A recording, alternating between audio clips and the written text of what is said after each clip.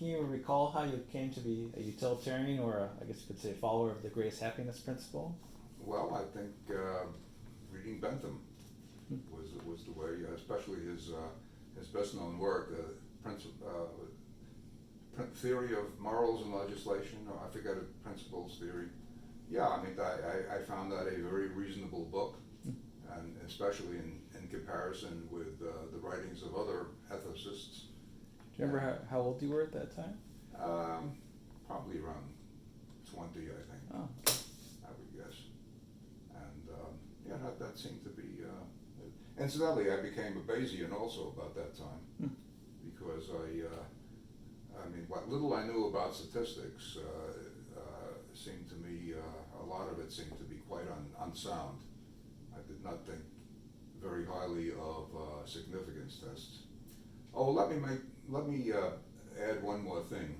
You remember we talked about assigning probabilities P1 through Pn? Mm-hmm. It's pretty easy to tell when two hypotheses can't both be true. But it's also clear that it's very hard to give an exhaustive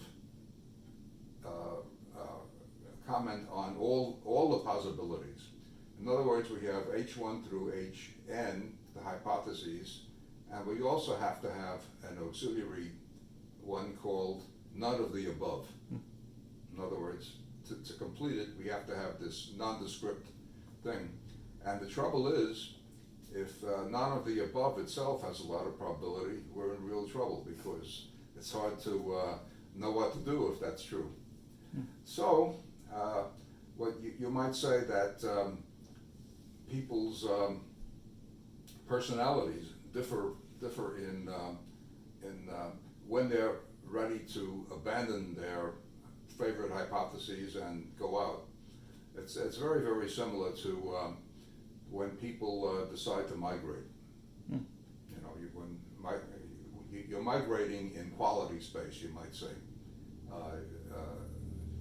And you know, you could ask, you know, why do people migrate at all? While other people stay at home? And it could be because of a push, or it could be because of a pull. In other words, you find that all of the hypotheses that you've been contemplating all seem to have major flaws. So you begin looking further. So in other words, this brings us to science in general, because science is supposed to be the field in which you systematically inquire into the unknown. And the question is, how much should you do that? If you keep rejecting hypotheses and looking further and further and further, you might get nothing done at all. Yeah, and I guess you were pulled towards utilitarianism. Were you? How did you come to be reading about ethical theories? Was it just for general interest, or was it for No, class? I think in some sense that's the most important things you can think about. Okay, sure. Right? I mean, you want to find, ask the basic questions. What is the world like? What should I do in it? How should society be organized? The basic questions of philosophy. So it's not hard to see that you would be concerned with that.